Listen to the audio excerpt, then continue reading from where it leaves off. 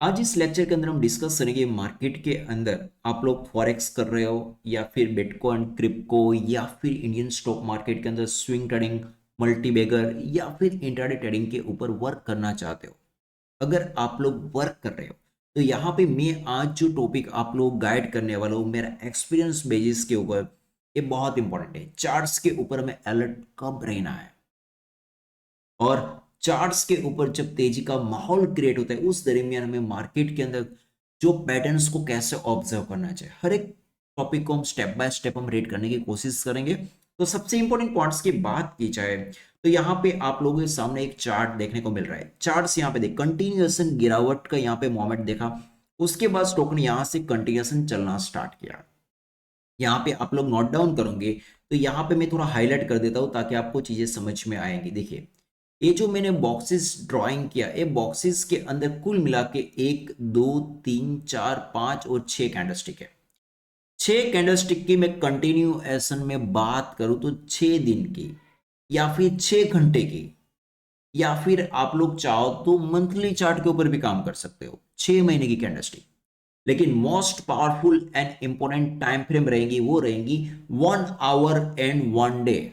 चाहे कोई भी चार्ट्स के ऊपर आप लोग वर्क कर सकते हो, चाहे फॉरेक्स कर रहे हो या फिर आप लोग स्टॉक्स के ऊपर वर्क कर रहे हो।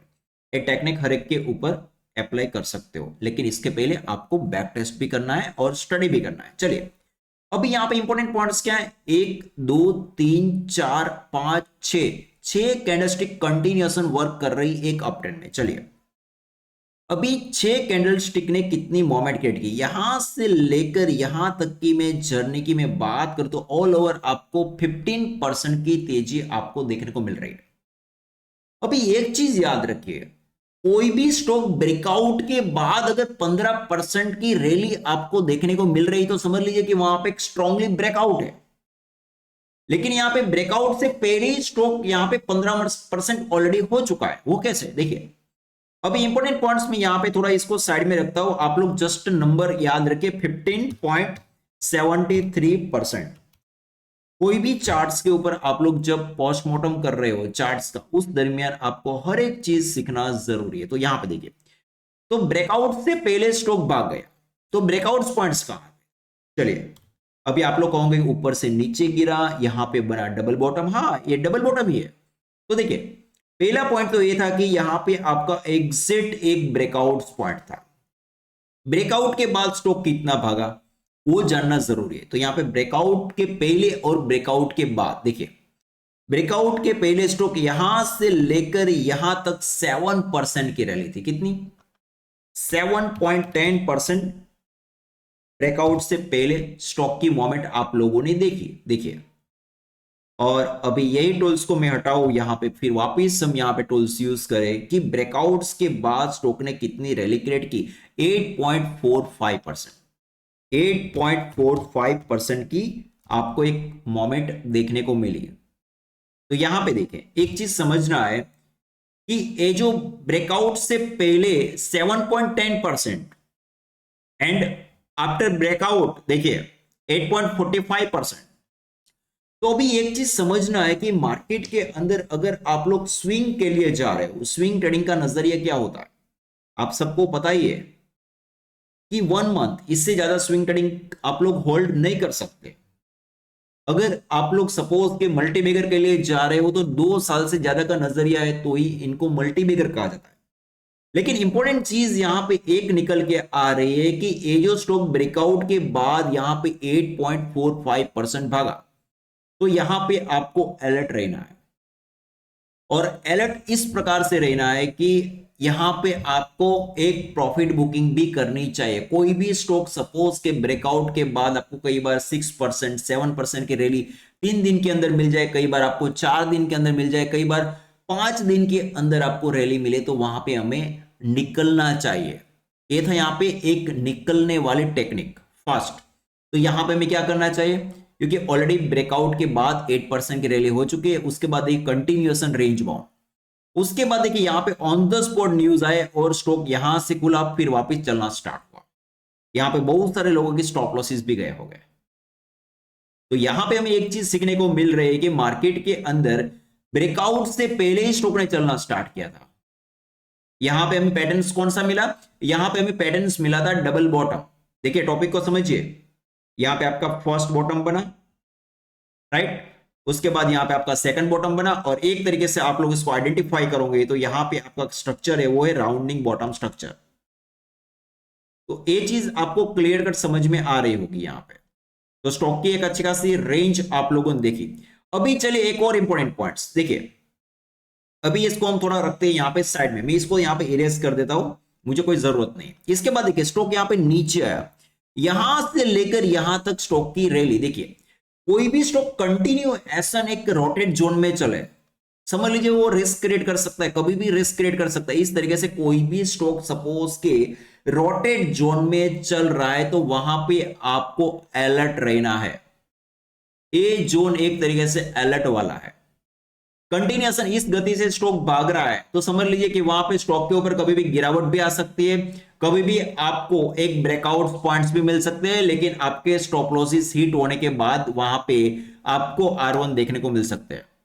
लेकिन इंपॉर्टेंट पॉइंट्स क्या है कि हमें सिंपल एक चीज याद रखना है, कोई भी स्टॉक ये गति से भाग रहा है तो समझ लीजिए कि वहां पे हमें अलर्ट रहना है, और यहां पे कोई भी पोजीशन मत क्रिएट कीजिए, ये चीज खास करके आप लोग याद रखिए, क्योंकि कंटिन्यूएशन जब तेजी होती है उस दरमियान आपको पोजीशन बनाना नहीं है, क्योंकि वहां पे कोई पैटर्न्स ब्रेकआउट्स नहीं होते। देखिए ये स्टॉक ने चलना यहां से स्टार्ट किया, अभी देखिए ये स्टॉक यहां से लेकर यहां तक की मैं रैली की मैं बात करूं तो ऑल ओवर ये कैंडल कितने प्रतिशत की रैली क्रिएट की बॉटम से, तो यहां से देखिए यहां से लेकर यहां तक की 8% रैली ऑलरेडी क्रिएट कर चुका है। 8% की रैली क्रिएट करने के बाद अगर आप लोग सेकंड डे या फिर नेक्स्ट कैंडल में राइड कर रहे हो तो मेरे हिसाब से ट्रैप है, मेरे हिसाब से ट्रैप है। अगर उसके बाद स्टॉक भाग रहा है तो भागने दीजिए, ट्रेंड छूट रही तो छूटने दीजिए, बहुत सारे स्टॉक्स मार्केट के अंदर लिस्टेड है, ये चीज खास करके याद रखना है।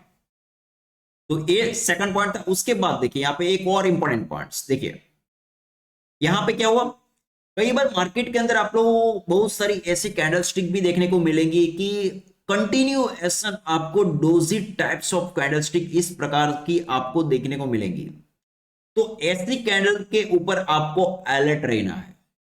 इस प्रकार की जो कैंडलस्टिक आपको देखने को मिले उस दरमियान आपको अलर्ट रहना है। एक कैंडलस्टिक कभी भी मार्केट के अंदर एक तरीके से नेगेटिव डायरेक्शन के अंदर भी जो वर्क कर सकता है, तो ये चीज खास करके याद रखना है, क्योंकि ये जो कैंडलस्टिक एक अनडिसीजन वाली कैंडलस्टिक है।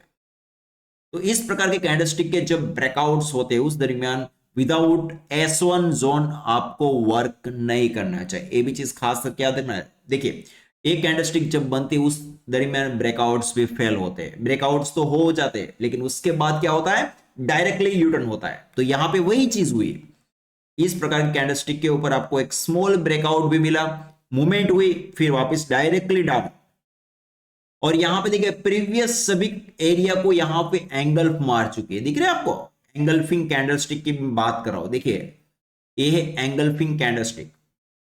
तो मार्केट के अंदर हमें हर एक कैंडलस्टिक को रीड करना भी जरूरी। उसके बाद देखिए चार्ट कंटिन्यूएशन नीचे गिरा, अभी यहां पे एक और आपको सीखने वाली चीज है, देखिए यहां से लेकर यहां तक की पूरी एक तेजी वाली जर्नी। अभी आप लोग माइंड के अंदर एक और सवाल हुआ कि इस प्रकार से आपको चार्ट दिखता है, गिरने से पहले ऐसे ही चार्ट दिखता है, कंटिन्यूएशन मार्केट का एक अप ट्रेंड। तो अभी एक चीज याद रखना है कि यहां पे कोई ऐसी कैंडलस्टिक पैटर्न्स नहीं है, ना ही कोई ऐसा चार्ट पैटर्न्स ब्रेकआउट है, ना ही कोई ऐसा राइजिंग वेज है, ना ही आप लोगों का राउंडिंग बॉटम है, ना ही आप लोगों का असेंडिंग ट्राइंगल है, ऐसी कोई भी यहां पे कैंडलस्टिक पैटर्न्स नहीं है, ना ही कोई चार्ट्स पैटर्न है। लेकिन यहां पे सिर्फ और सिर्फ जो आपका एक जोन है वो है यहां पे एक रोटेड रेक्टेंगल जोन। इस प्रकार से जब मार्केट के अंदर स्टॉक वर्क करे उस दरमियान में एक चीज कहूंगा कि यहां पे आपको अलर्ट रहना है।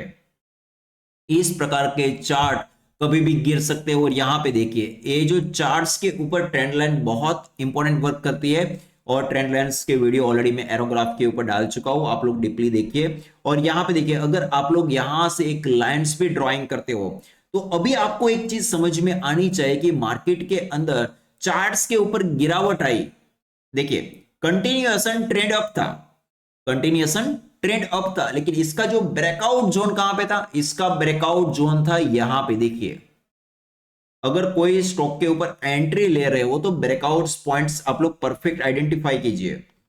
और यहां पे देखिए एग्जिट एंट्री पॉइंट की मैं बात करूं तो यहां पे देखिए ए आपका एक ब्रेक पॉइंट था, और ब्रेक पॉइंट से लेकर अभी मैं यहां पे आपको रिटर्न्स की मैं बात करूं तो ऑल ओवर आपको ये जो चार्ट्स के ऊपर आपको 10% की मूव आपको देखने को मिल चुकी है। उसके बाद इस प्रकार से कैंडलस्टिक आपको अच्छी खासी एक रैली वाली देखने को मिले तो अलर्ट भी रहना चाहिए। और साथ में लेफ्ट हैंड साइड भी आपको देखना है कि यहां पे देखिए ये चार्ट्स यहां से यूटर्न क्यों लिया, जब इस प्रकार से ये जो ट्रेंड लाइन का यहां पे ब्रेकडाउन आपको मिल रहा है।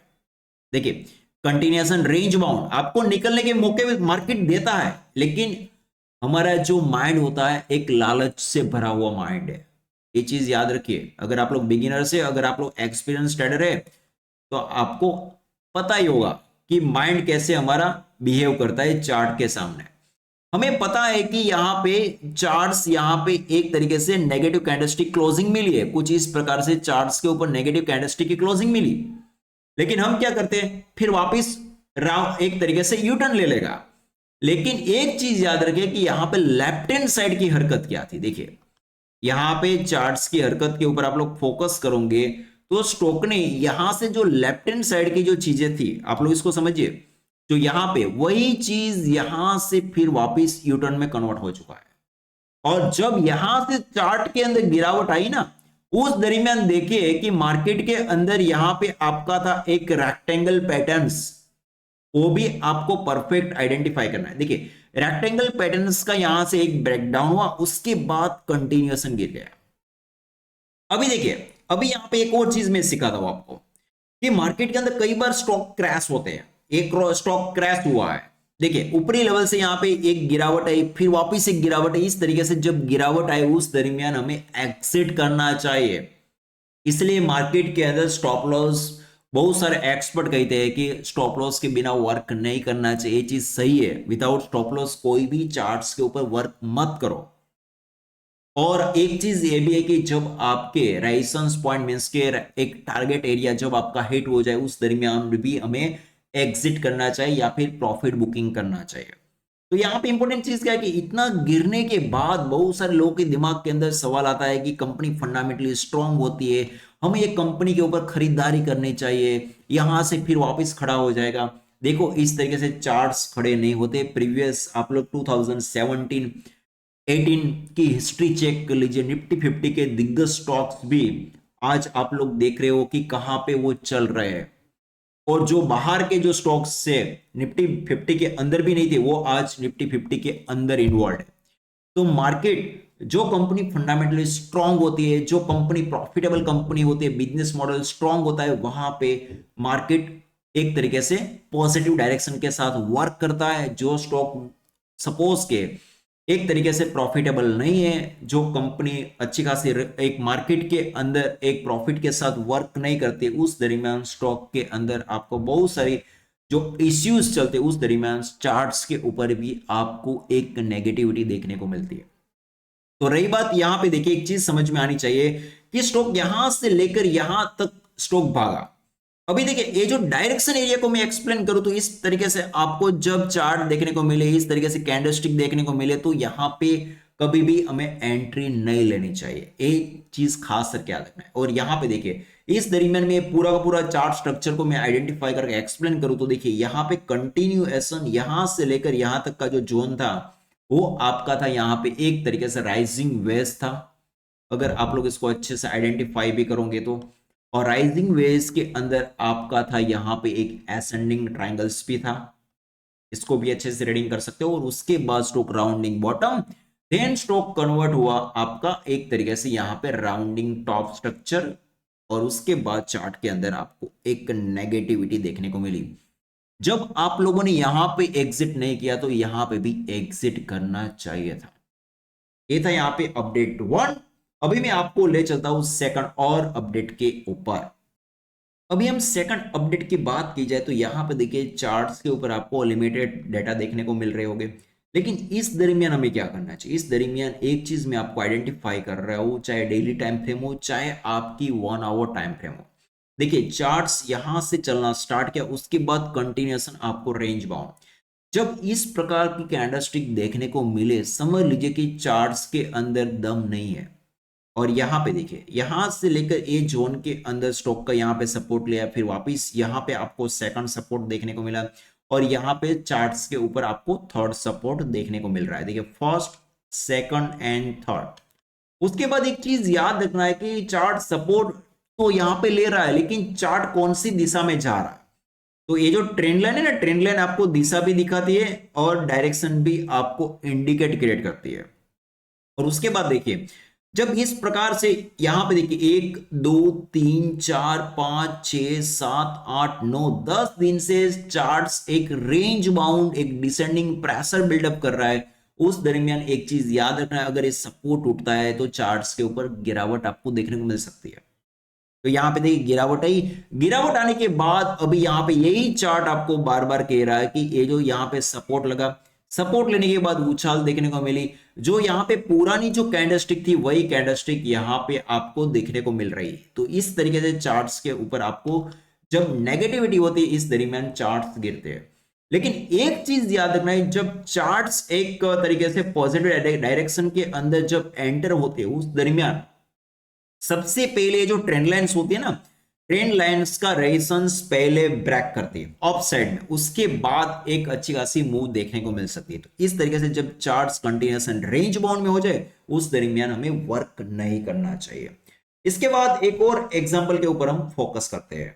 अभी यहाँ पे थर्ड एग्जांपल की मैं बात करूं तो चार्ट्स के ऊपर आपको कंटिन्यूएशन यहां से आपको गिरावट देखने को मिली एक नॉर्मल वे के साथ फ्लैट, और रही बात यहां पे आपको एक स्ट्रांगली एक ब्रेकआउट देखने को मिला। एक ब्रेकआउट स्ट्रांग ब्रेकआउट कहा जाता है, क्योंकि कई बार स्टॉक कंटिन्यूएशन इस तरीके से राउंडिंग कर्व एरिया के साथ जब एक वर्क करता है कुछ इस प्रकार से, उस दरमियान जब एक ब्रेकआउट होता है वो ब्रेकआउट को स्ट्रांग कहा जाता है। और यहां पे देखिए ये जो चार्ट्स के ऊपर आपको किस तरीके से हरकत देखने को मिली, यहां पे ब्रेकआउट हुआ और उसके बाद यहां पे रिटेस्ट किया, उसके बाद फिर वापस चार्ट्स के ऊपर आपको तेजी देखने को मिली, फिर वापस यहां पे रिटेस्ट किया और फिर वापस स्टॉक चला गया यहां पे अप ट्रेंड में, और फिर वापस यहां पे सपोर्ट लिया और फिर वापस यहां पे एक तरीके से ऑल टाइम हाई। लेकिन अभी ये चार्ट्स के ऊपर आपको कहां पे अलर्ट रहना है, हमारा तो टॉपिक वही था कि हमें अलर्ट कहां पे रहना है। देखिए कोई भी चार्ट ब्रेकआउट होता है कुछ इस तरीके से, उस टाइम पे आपको 7 to 8% मूव मिल जाए उसके बाद हमें एग्जिट करना चाहिए।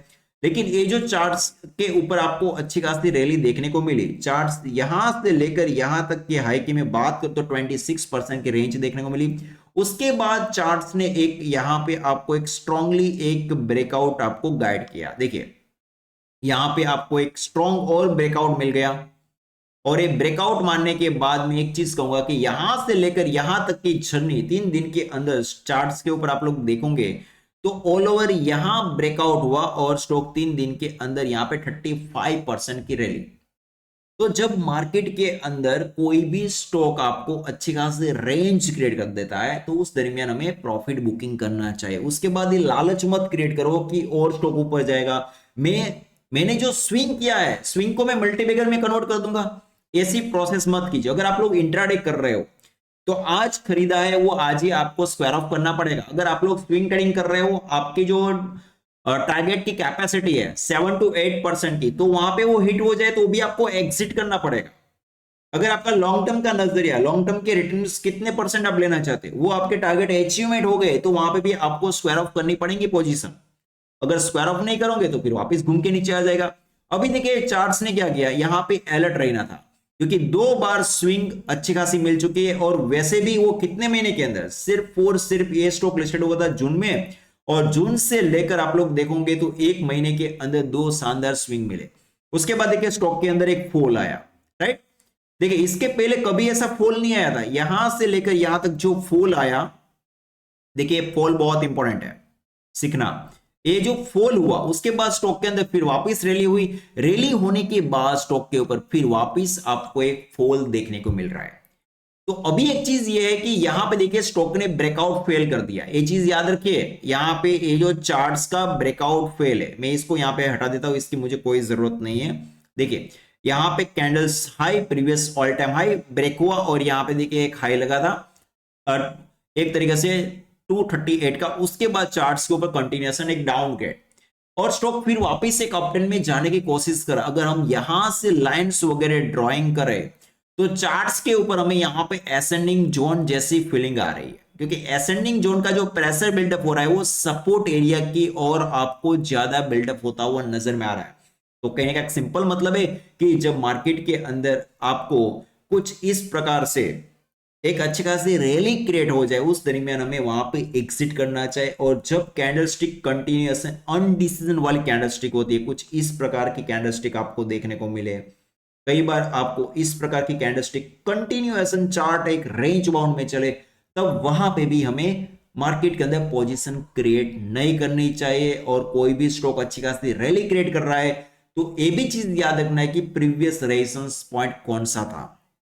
अगर स्टॉक पुराना लिस्टेड कंपनी है तो आपको पता चलेगा कि प्रीवियस रेजिस्टेंस पॉइंट कौन सा है, तो ये चीज खास करके आपको याद रखना है। तो ये था यहाँ पे आज का टॉपिक, चार्ट्स के ऊपर हमें कब अलर्ट रहना चाहिए। और कोई भी कंपनी एक साल के अंदर आपको 100% का रिटर्न दे दे तो कंपनी वैसे ही मिस्टर मल्टीबैगर कही जाती है। तो आप लोग प्रैक्टिस कीजिए, लर्निंग कीजिए, नेक्स्ट अदर टॉपिक के ऊपर डिस्कस करेंगे। So thank you for watching us.